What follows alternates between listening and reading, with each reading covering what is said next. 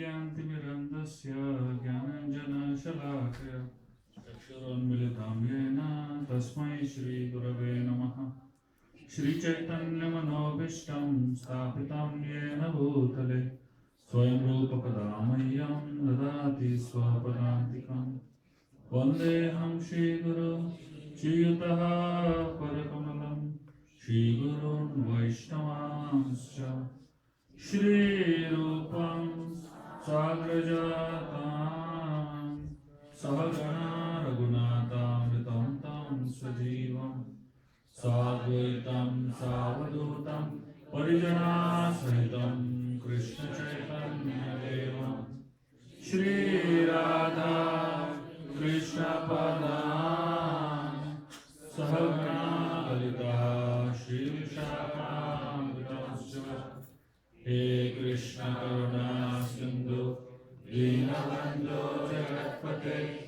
गोपेश गोपिकान्त राधाकान्त नमोस्तुते तप्तकाञ्चन गौराङ्गी राधे वृन्दावनेश्वरी वृषभानुसुते प्रणमामि हरिप्रिये वाञ्छाकल्पतरुभ्यश्च कृपा सिन्धुभ्येव च पतितानां पावनेभ्यो वैष्णवेभ्यो नमो नमः।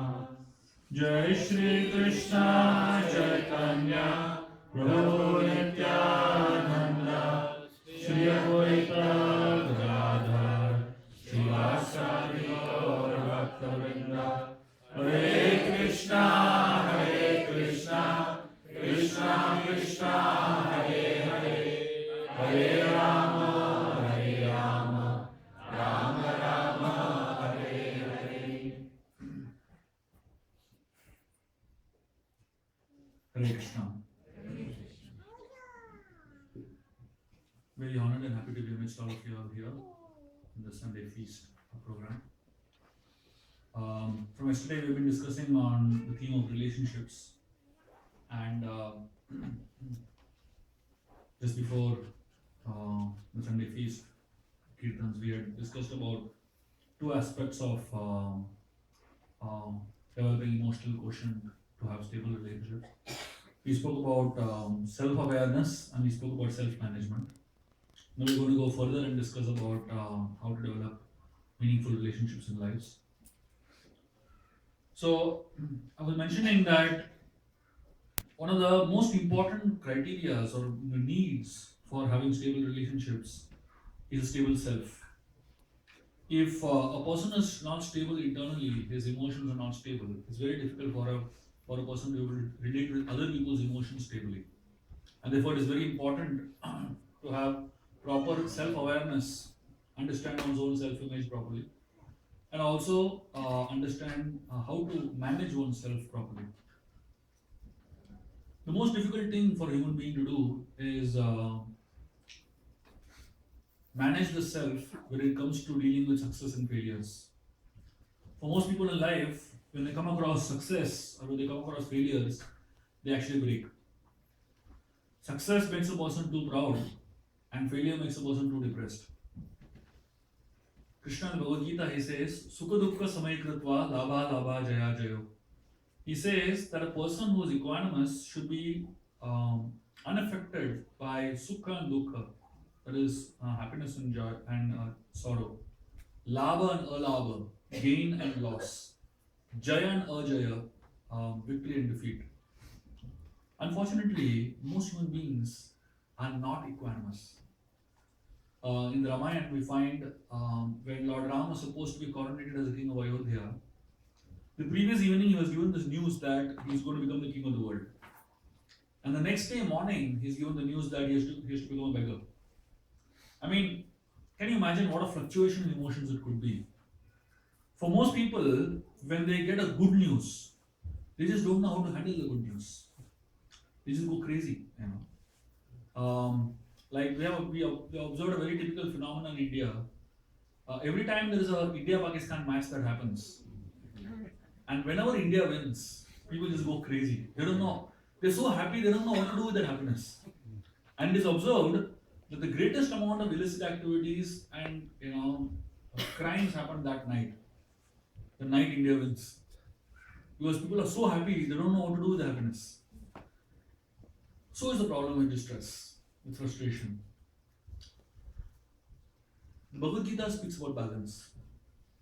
Not being affected by this side, nor being affected by this side.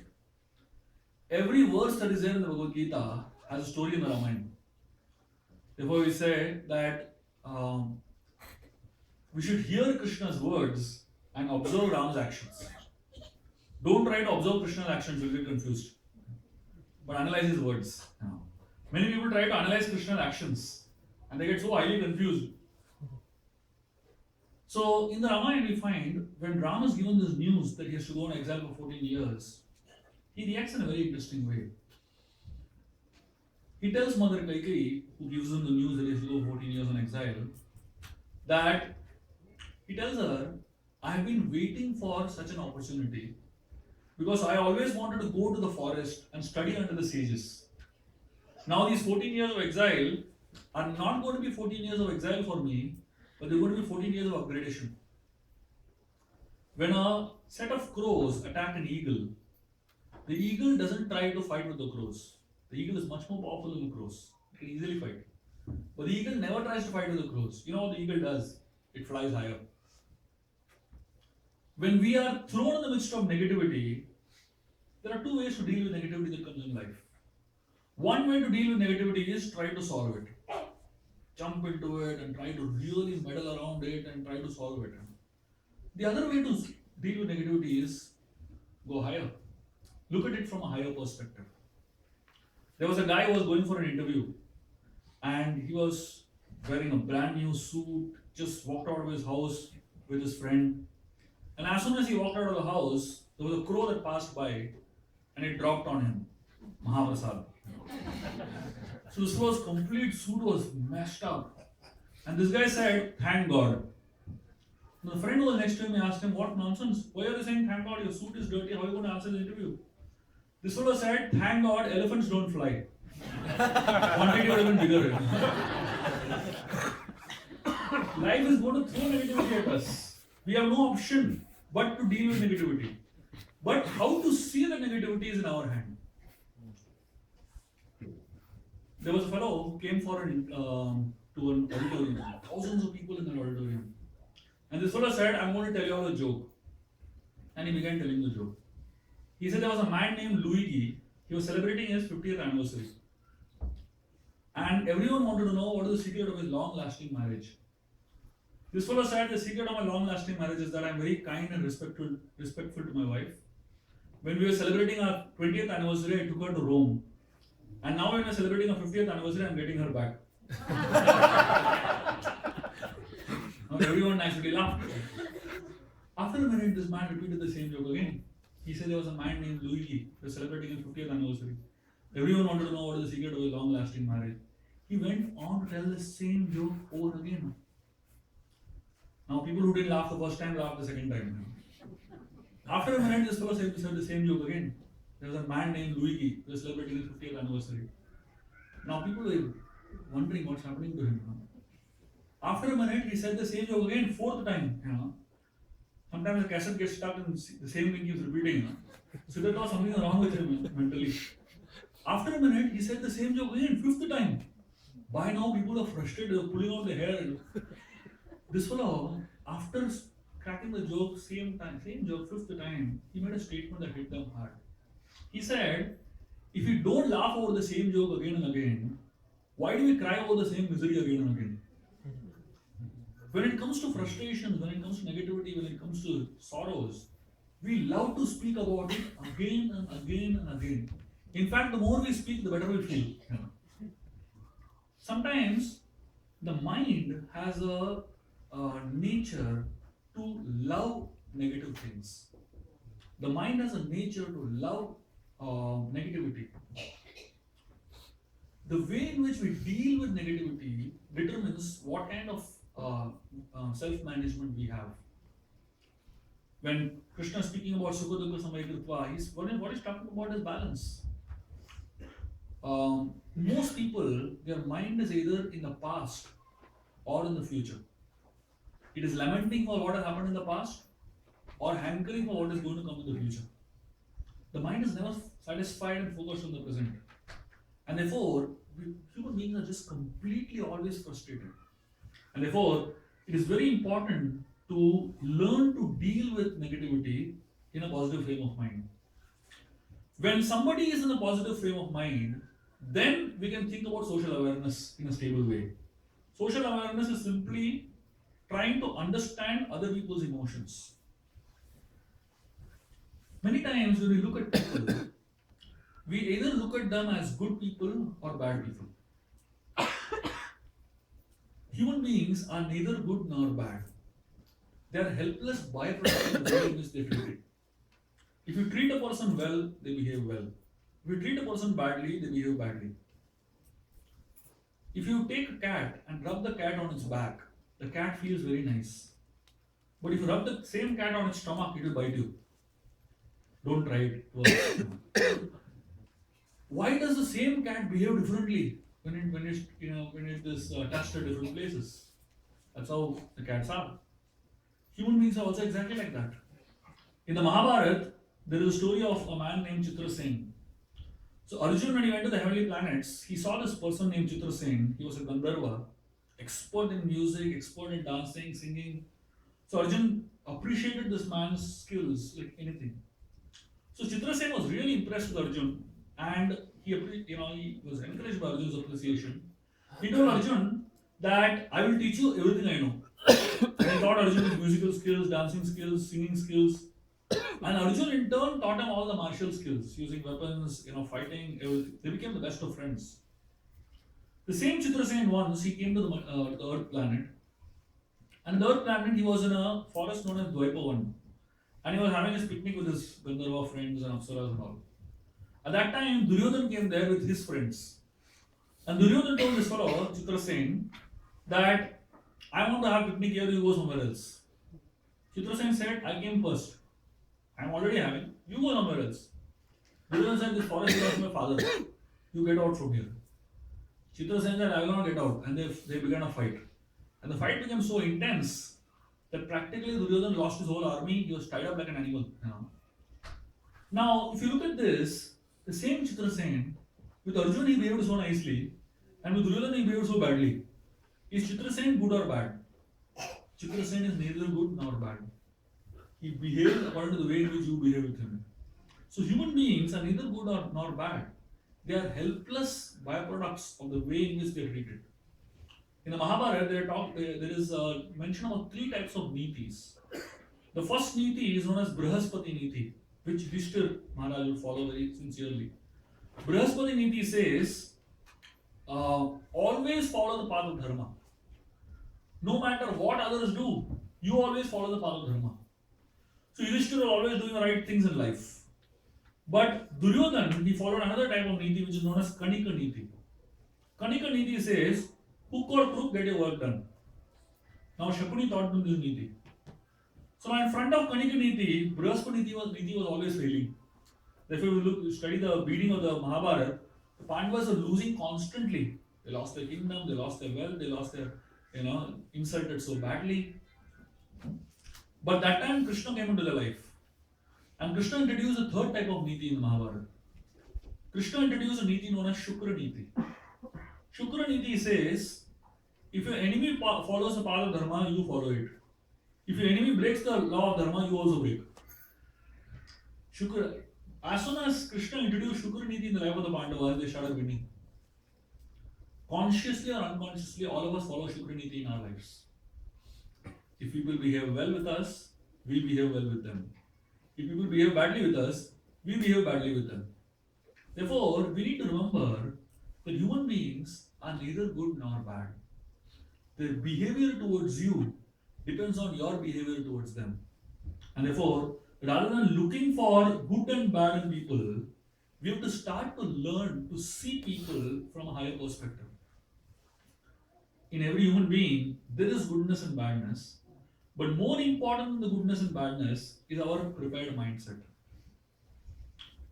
When it comes to relationships, the most important requirement in a relationship is whether we are prepared for it. We prepare for everything in life.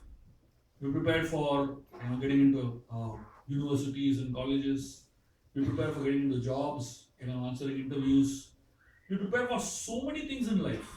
We prepare for holidays so much. So much planning goes on for one holiday, So everything in life we prepare, but as far as relationships is concerned, it's assumed that you will be able to manage. We don't do any preparation for relationships. Relationships are effective when you approach relationship with a prepared mindset. That means when you work on yourself and work on understanding how relationships have to be stably maintained, that's when relationships work. In India, there is a state known as Andhra Pradesh. I can assume that safely 50% here are from there. US, wherever I have gone, I have only seen people from Andhra Pradesh. I don't know Practically, US seems to be flooded. Telugu people. So that's why I'm giving example of Andhra Pradesh, by the way, to make you feel at home. So in Andhra Pradesh, there was a very serious issue, very serious problem that the transport ministry was facing. There was a series of road accidents of the buses, state transport buses, and they solved that problem with a very dynamic decision. Probably the history of mankind is the only decision that of such type that have been taken. So just by one small decision, they changed the number of accidents. They decreased it drastically. They made it compulsory. Then every state transport bus, the driver who is driving the bus, in front of him on the dashboard, he has to keep a photograph of his family. That's all. Accidents reduced drastically. Can you imagine? All I'm trying to say is, sometimes when you have a goal in mind, when you can clearly see a result in mind, you'll be more careful when it comes to anything in life. When you go to a dentist clinic, what kind of photographs do you see around? Smile. People with brilliant smiles. Do you see photographs of people with all broken teeth and discolored teeth and all kinds of weird smiles? No. Why you photograph so many people with brilliant smiles? That's the destination. That's your goal. You get inspiration. If I come to this clinic, then I will also smile like that. At least that's advertisement. When you go to a gym, and all over the gym you'll find people who are strong muscles, really rippling bodies and all that. Do you find people who are like oversized, undersized? You find why you need inspiration to go there and really work out so much. Similarly, when it comes to relationships, you need to see something tangible. That means you need to actually prepare your mind that this is what I want in life. And only then you will work hard towards achieving that. Unfortunately, most people don't prepare themselves for relationships, and therefore they go through so much mess. There are 5 sutras for effective relationships. These 5 things are the essence of any relationship seminar. If you understand and follow these 5 sutras in your life, relationship will be really wonderful. The first sutra says, appreciate the good. Second is, encourage the potential. Third is, respect the difference. Fourth is, tolerate the unchangeable. And fifth is, forgive the mistake. If you follow these 5 things, any relationship can be very wonderful. But unfortunately, to follow these 5 things is not easy at all. And therefore, we need something known as relationship management. Relationship management is all about managing one another's emotions. Let me tell you a story, 2 stories from Mahabharata. These are very interesting stories when you see it from the point of view of relationships. Now, if you don't understand these stories from this point of view, these stories are having a totally different meaning actually. That's how our scriptures are, multi-layered. Every story has multiple layers to teach us different aspects of life. The first story is of Krishna and Arjun, who were chasing Jayadratha. Now, after Abhimanyu was killed, Arjun took this vow that he will kill Jayadratha by sunset. And Arjun chases Jayadratha all day long. They start at sunrise, and practically till afternoon time, they're very far away from the destination. Krishna tells Arjun, the horses are tired, they're going to die if you don't stop now. Arjun decides to stop the chariot. Arjun builds a wall of arrows. Krishna takes the horses into the wall of arrows, and he starts massaging them, feeding them, giving them water to drink. He really takes good care of the horses for some time. And then he comes out, and the war continues. This is the first story. The second story is where when Karna becomes the commander-in-chief of the Kaurava army, Karna goes to Duryodhana and he tells him, I can easily win the war tomorrow. I can kill Arjun tomorrow itself. But I have a problem. Duryodhana says, what happened?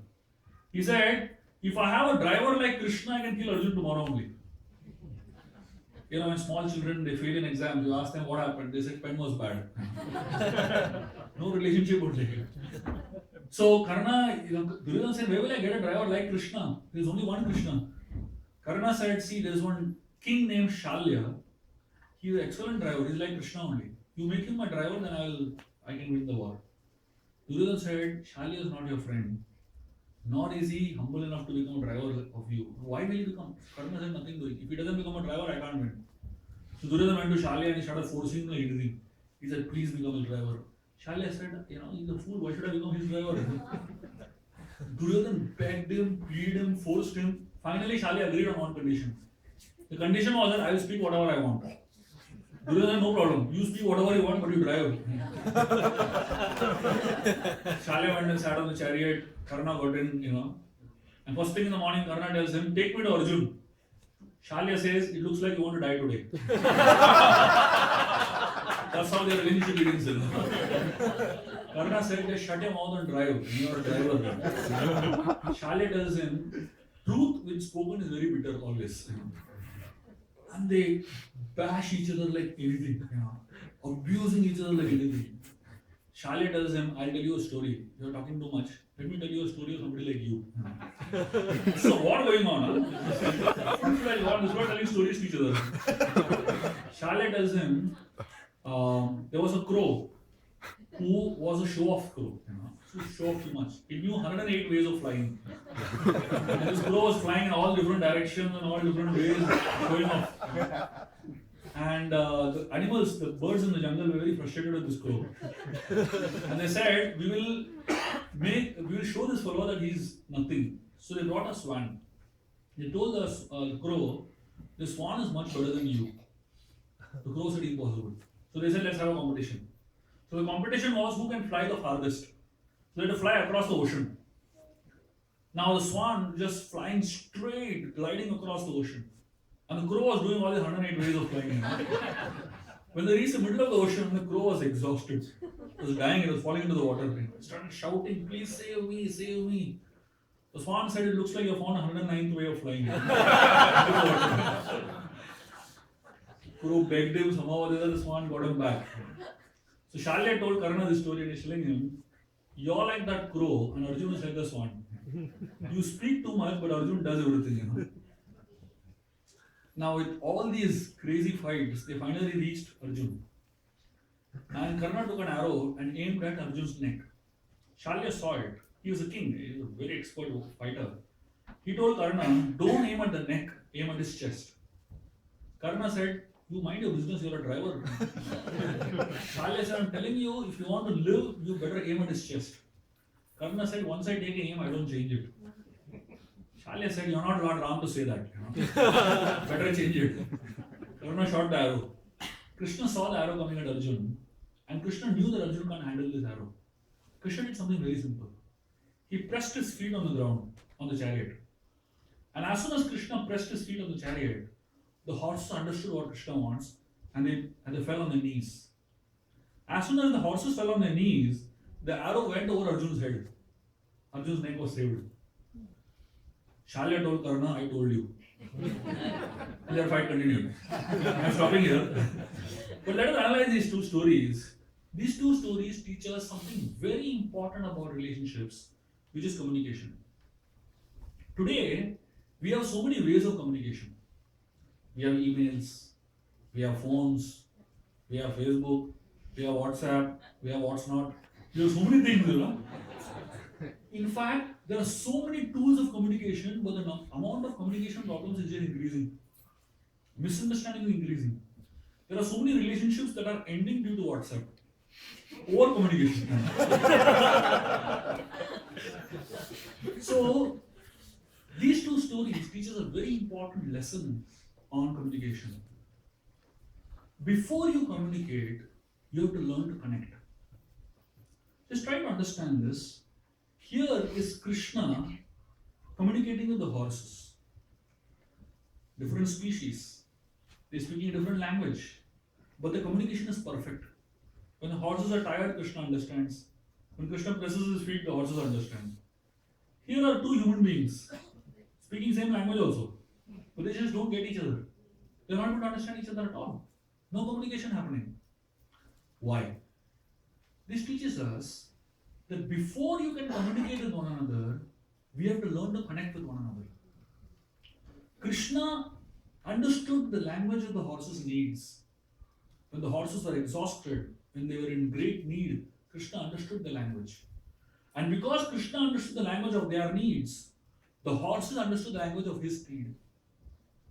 Here, Karna didn't understand the language of Shalya's need, the need for respect. And because Karna didn't understand the need of Shalya, the need for respect, Shalya didn't understand his need. And therefore, before we communicate with one another, we need to first learn to connect with one another. And how do we connect? We connect only when we focus on the other person's need. Most of the times in life, we tend to focus on our own needs, our own interests and our own concerns. And when we tend to focus on our own needs, interests and concerns, it is very difficult to communicate with one another. And therefore, if communication has to be effective, if relationships have to be effective, it is very important to learn to connect with one another at that level. There are many people in life who are difficult. Every human being has at least one person in their life who has come to make your life miserable. Every human has one hot button. And you press that hot button, that person behaves very weirdly. And people hide that hot button from the world carefully. But every now and then somebody comes and presses that hot button. And they get provoked and they behave very badly. And there are some people who don't press the button, they hammer the button. Srila Prabhupada, in one of the purports of Srimad Bhagavatam, he said, the greatness of a person is tested by his ability to tolerate provoking situations. When people come into your life to provoke you, how do you behave? When it comes to provocations, it is very important to remember that there are three ways of behaving, three ways of dealing with provocation. Rather, three ways of normally human deal with provocations. One is like a hagfish. When a predator comes in front of the hagfish throws slimy substance on it. This is known as verbal abuse. So when somebody provokes you, the first is give bad words. In Hindi we call it gali. The second way in which people deal with provocations is like an electric eel. Give a shock. This is known as physical abuse. Give one slap. The third way in which people deal with provocations is like an exploding ant. There's an ant which is known as an exploding ant. When it gets too much tension, it blasts, commits suicide. This is known as self-abuse. So generally, when people are provoked, they tend to behave in one of the three ways: either verbal abuse, physical abuse, or self-abuse. Dealing with provocations is not easy because a lot of times when people provoke you, people behave badly with you, they're actually testing you.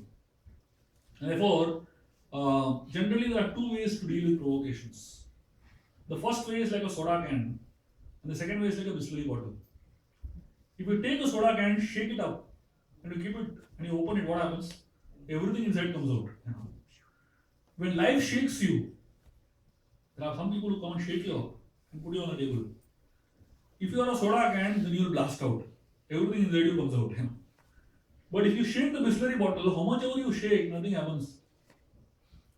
So these are two ways in which we can deal with provocations in life. One is a reactive way and one is a responsive way. The reactive way is known as act and then think what I did. Most of the times when we tend to react, we actually feel very bad after reacting. Just imagine somebody provokes you and you blast on him like anything. The next thing that happens is you feel bad. Why did I behave so badly?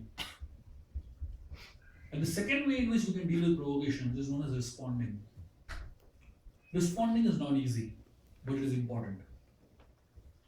There was a lady who was in a supermarket, and she had a small daughter, and she was crying like crazy. So this lady was telling the daughter, so just like there was a communication going on between the lady and the daughter. She's telling Jennifer, relax. The daughter kept crying more and more and more. This lady said, Jennifer, don't react, relax. The daughter kept crying even more and more and more. The lady said, Jennifer, don't create a scene over here. Relax. There was an old man who was observing this whole thing. This old man came up to this lady and he told her, Ma'am, don't you think you're talking a language that is too adult like? Why didn't you talk a more child friendly language? Ma'am? This lady looked at him and said, what makes you think I'm talking to her? Jennifer is my name. I'm telling myself, Jennifer, relax. Many times in life, we have no control over other people's behavior. We have no control over what other people say or how other people behave, what other people do. But we have full control over our own behavior and the way we deal with it. The quality of my communication to the world outside determines my success. But the quality of my communication to the world inside determines my happiness. In life, if you really want to be happy, we have to start talking to ourselves. This is known as responding. That means before talking out, have a discussion within. And that's very important for conserving important relationships of life. In every family, there is going to be fights. You can't avoid fights. In fact, if there is a family and there is no fights, that means something is wrong. A family is like a full-fledged movie. There has to be some romantic moments, there has to be some sad moments, there has to be some laughing moments, there has to be some boring moments, and there has to be some fight moments also. Unfortunately, people tend to take the fights very seriously. Just imagine if family was perfect, everything was perfect, how it would look. Just imagine you come, you knock the door, and somebody opens the door. Wife is very well dressed. Then children are extremely well behaved. Every day the best items are made, for dinner. And then as soon as you drop some cloth, somebody takes it away. Everything is spick and span. How would it look? It would feel like a five-star hotel. When you enter a five-star hotel, there is a lot of reception. Everybody is asking, how can we serve you, please? Actually, nobody wants to serve you. They want your money, basically. But that's the way in which they deal with you. How many days can you stay in a five-star hotel? 4 days, 5 days, 1 week. After that, you need a home, right? A home is a place where there has to be different emotions involved. And the more emotions are involved, the more it is a home. And naturally, there are going to be some differences. In a home, you can never say today's weather. You can say weather now. Because weather keeps changing all the time at home. Suddenly somebody creates a thunderstorm. Anytime anything can happen. That's a home, typically. When everything is perfect, it is not a home, it is a hotel. And therefore, it is very important to learn not to take fights too seriously. Or not to take fights too personally. Unfortunately, human beings tend to take differences of opinion very, very seriously. And because we tend to take differences of opinion very seriously, we tend to have lots of fights and differences. The most difficult thing in life is to tolerate difficult people. And especially when somebody who is so difficult is at your own home, it becomes really very difficult to tolerate them. So I have a formula to tolerate difficult people. It's called the FMC formula. F stands for focus on the good.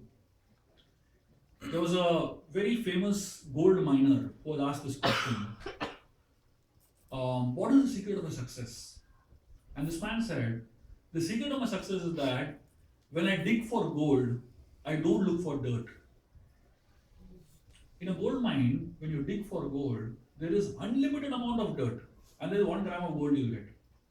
So this fellow's focus was on that 1 gram of gold and not the kilos and kilos of dirt. Every human being is like a gold mine. There's 1 or 2 grams of gold, but hidden within heaps of dirt. So if you focus on the dirt, you'll get overwhelmed because there's too much dirt. But if you focus on the gold, there is a lot of valuable gold element. Bhaktisiddhanta Saraswati Thakur, in one of his Gaudiya months, he had one cook, Bengali cook. And this Bengali cook, people hated him. Hated him with the core of their heart. This cook died. When this cook died, everybody had a party, Achawa, good he left, Bhaktisiddhanta came to know that everybody is celebrating this fellow's death. Bhaktisiddhanta came and asked all of them, can any of y'all find at least one good quality in this man who died? They thought a lot. And after a lot of thinking, one fellow said, this fellow's dhoti kurta was spotlessly clean. Bhaktisiddhanta says, see, even this person has something good to offer to the world. And therefore, all of us in our lives, we can either choose to focus on the bad or focus on the good. When we focus on the good, it is explained that whatever we focus on, whichever quality we focus on, that quality becomes ours. When we focus on somebody's bad quality, we get a part of that bad quality in ourselves. When we focus on somebody's good quality, a part of that good quality comes in ourselves. So first is focus on the good, and N stands for neglect the bad, neglect the weaknesses. Each of us have some idiosyncrasies, weird behaviors, and nobody is 100% perfect. If you focus on the weird behaviors, we will never get things sorted. Remember, people are not difficult, they're just different. When we say this fellow is a difficult person, he's not a difficult person, he's just a different person. That's the way we should look at it. So first is focus on the good, second is neglect the bad, and third is cultivate appreciation. When we cultivate appreciation towards one another, that little bit of appreciation helps the relationship so much. There was a small boy who had gone to a zoo, and in the zoo he happened to stand in a booth that they were painting people's faces. And when they were painting faces, this boy was standing in the low. There was a boy who was behind him. He passed a comment. He said, "Why do you want to get your face painted? Your face is already painted. It looks like a panther." You know. This boy had freckles all over his face. This boy was so hurt, he ran to his grandmother and started crying like anything. He told his grandmother that this boy said this. The grandmother said, "Don't you know, freckles are the most beautiful things in God's creation?" This boy said, "No, there's something more beautiful." The grandmother asked, "What?" He said, "Wrinkles." The grandmother face was filled with wrinkles. Now, between wrinkles and freckles, which is more better? Neither. But depending on what you focus, what you appreciate, that is what you attract back. And therefore, these are some very important principles of relationships that we discussed today. Of course, relationship is an ocean. We can discuss many more things we want in the future. Before I stop, I would just like to share with you all a very important thought that I felt all of you all should hear. Many of you all have been hearing for the last, almost 3 hours on relationship that we've been speaking. So, whatever I spoke is based on what our Shastras speak. I've been quoting examples from our scriptures for every principle that I've been speaking on relationships. Our scriptures are like an ocean. In fact, there is so much hidden wisdom within these scriptures. I always tell the Ramayana and the Mahabharata are like Ganga and Yamuna flowing. In Allahabad, there is a place known as Triveni Sangam, which is where these three rivers, Ganga, Yamuna and Saraswati, meet. But if you go there to Allahabad, you will not find the Saraswati river at all.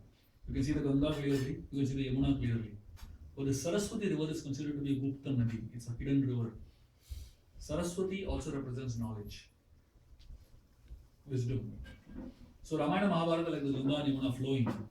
But most people know the story of the Ramayana Mahabharata, but they don't know how much hidden wisdom is there within that story. To be able to see the hidden Saraswati, we need faith and we need the guidance of great acharyas. Only when we have that, the hidden wisdom within these scriptures can be revealed to us. In my small humble attempt, what I'm trying to do is making our scriptures, the Ramayana, Mahabharata, and all our scriptures very much available to the world, especially from the point of view of life lessons. All of us who are connected to the Vedic culture in some way or the other, we may have great pride in our Vedic culture, but unfortunately we don't have the ability to pass on that pride to our younger generation, second generation. I know so many parents, especially in Western countries, who are struggling so intensely to give this faith that they have to the younger generation. But unfortunately, the younger generation, they just don't need faith, they need logic. And unless and until somebody shows them how the Ramayana, Mahabharata, and our scriptures are relevant to them today, they won't accept it. So what I'm trying to do in my humble way is trying to make these books very relevant to a modern man, very relevant to somebody who can think, And when we read these books actually help us connect with our scriptures very, very intensely. So I've written this whole series called Ramayana, the Game of Life, where I'm writing the Ramayana in 6 volumes. Practically everything about the Ramayana, every story of the Ramayana has hundreds and hundreds of life lessons. What I shared with you all over the last 3 hours is practically not even a drop from that ocean of what is there in the scriptures. And there's this other book called Open-Eyed Meditation, which I wrote. It's based on my experience of life dealing with so many devotees across the world. And what I've seen is that every problem that a modern man faces today has a solution in the Ramayana and Mahabharata. Every problem. This book has about 64 chapters. Each chapter is dealing with one problem of life.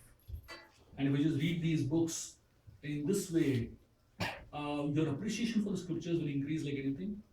But more than anything else, you'll be able to help the second generation, the younger generation, who are so distant away from our scripture, from our Vedic culture, to connect back. In fact, the government of Maharashtra just recently has made a very, very important decision. They have made it compulsory that in every government school, whatever prizes are given out, for elocution competition or quiz competition, whatever prizes are given out to the children, every prize has to be a book only. They made it compulsory in all the government schools. The logic behind it is that when we give out gifts like some plastic items or something else, these things don't last. First of all, people don't appreciate it; they just get thrown away. But books last for lifetimes. Even if the person you're giving to doesn't read, but somebody in future will read it, and therefore the government has taken such a massive decision. So I would encourage all of y'all, in whatever capacity y'all have, you should definitely take these books, give it to your children, give it to your family, give it to your read it yourself, of course. But more than anything else, try to see how these books can actually help us create the revolution that we need to have in society today. Otherwise, our children are all going into Harry Potter and Percy Jackson and so many other things, because they don't have our scriptures, Ramayana, Mahabharata, told to them in a way they love it. So I know so many youngsters from different corners of the world, small boys and girls, who are hooked to the Ramayana, Mahabharata like crazy. They've been reading the Ramayana series. So many of them keep writing to me, when is the next book coming, So when I see that, I just feel inspired that the next generation at least has some hope, because they just cannot connect to to our heavy philosophical texts otherwise. So we need to help them build a bridge to be able to appreciate Srila Prabhupada's books, to be able to appreciate our acharyas, commentaries, to be able to appreciate our philosophy. For that, we need to help them first, give them something that is at their level, and then pull them upwards. So I'm on a very enthusiastic mission of not just promoting our scriptures within the ISKCON society, but also I'm trying to make these books into courses that can be taught in universities and corporates across the world. And if that happens, then hopefully someday we will, be our youngsters, children or grandchildren will be enrolling in courses, leadership from Mahabharata and Ramayana and things like that, from some of the MBA colleges in the world. So till that happens, I would like to seek all your blessings on this venture that I'm going into. And I would like to seek all your enthusiastic support in trying to make our scriptures available to the world. Thank you very much. Hare Krishna.